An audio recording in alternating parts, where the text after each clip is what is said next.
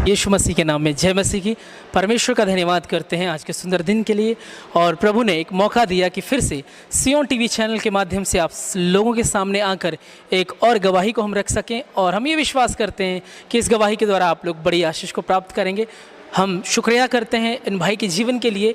इनका जीवन जब एक समय में इनके पिताजी दुष्ट आत्मा ग्रसित थे, किस तरह से परमेश्वर का नाम इनके जीवन में पहुंचा, किस तरह से एक बहन के जीवन में खुदावंद ने 5 सालों के बाद एक बेटे की आशीष दी, और किस तरह से परिवार में पत्नी को खुदावंद ने चंगाई दी। इन सब चीज़ों को लेकर के भाई हमारे साथ हैं, और इन्हीं के मुख से जानेंगे किस तरह से परमेश्वर ने इनके जीवन में चमत्कार को किया, किस तरह से आज ये प्रार्थना भवन में लगातार प्रभु में संगति में है और प्रभु के द्वारा आशीष को प्राप्त कर रहे हैं। जय मसीह की भाई।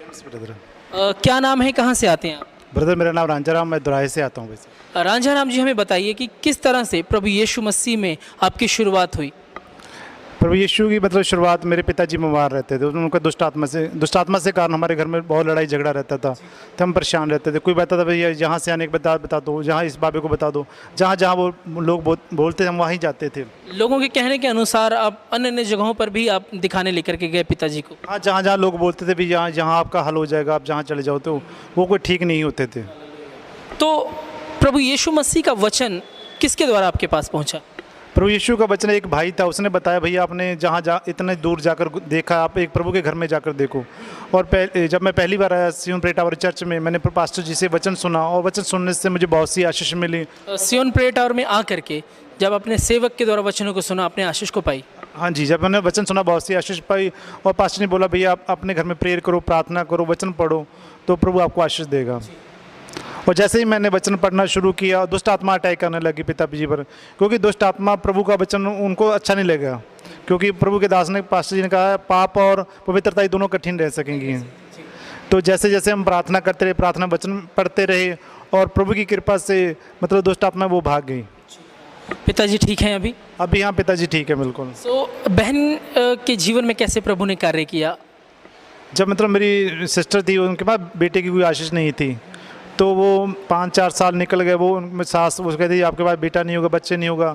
तो हम चर्च में आ रहे थे रेगुलर, हम प्रभु से प्रार्थना करते, प्रभु आप तो सब कुछ कर सकते हैं। कई सारी बातें आपकी सिस्टर को सुनने को मिलती होंगी सास के द्वारा, उनके रिश्तेदारों के द्वारा, तो मानसिक तौर से भी बड़े परेशान होंगे। मानसिक तौर से परेशान हो जाते हैं ना, जब बच्चे के आजकल, क्योंकि औरत के बाद बेटे की आशीष ना हो तो वो कैसे सोचती है।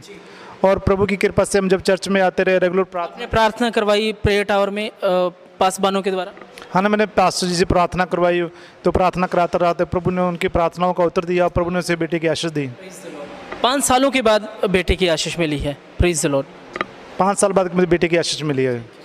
तो अभी जो परिवार में आपके अपनी पत्नी के बारे में आप बता रहे थे, तो पत्नी मेरी उसके एलर्जी से हो जाती थी, उसके तापड़ से जैसे फिंसने से हो जाती थी, और जितना चर वो मेडिसिन खाती थी उतना चर वो ठीक रहती थी।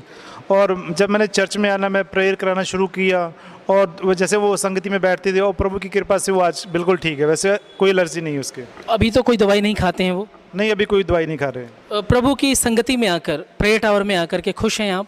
हाँ, प्रभु की संगति में आकर बहुत खुश हूँ, क्योंकि जो जहाँ कुछ सीखने को मिलता है, अच्छी बातें, परिवार में कैसे रहना, अपने समाज में कैसे रहना, एक दूसरे से प्रेम रखना, यानी कि परमेश्वर के दास बहुत कुछ अच्छी बातें सिखाते हैं। जो प्रभु सेवक और यहाँ के सेवादार और जो अन्य लोग हैं, उनका स्वभाव कैसा है?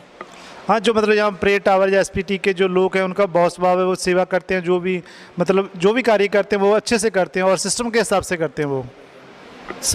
हम परमेश्वर का शुक्रिया अदा करते हैं ऐसे अद्भुत गवाहियों के लिए, जिसके द्वारा अन्य लोग जब गवाही को सुने तो आशीष को प्राप्त करें।